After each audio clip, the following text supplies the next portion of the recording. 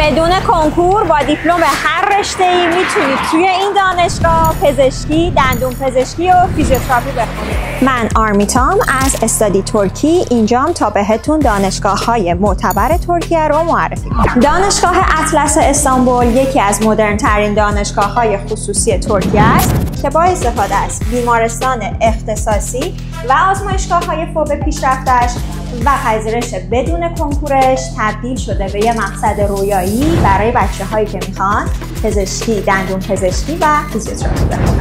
مرکز تحقیقاتی دندان پزشکی برای تمرین‌های عملی و کیس‌های واقعی. اتاق آناتومی پیشرفته، 19 آزمایشگاه تخصصی، کتابخونه مرکزی، سالن ورزشی مدرن، کافتریا و رستوران، فضای سبز و حیات داخلی بخشی از امکانات این دانشگاه. همه رشته‌های حوزه پزشکی رو بدون کنکور اینجا میتونی بخونی.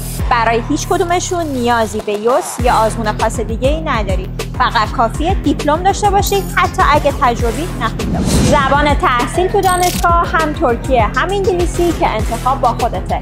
اگه میخوای جز دانشجوهای امسال دانشگاه اطلس باشی، همین الان به ما پیام بده.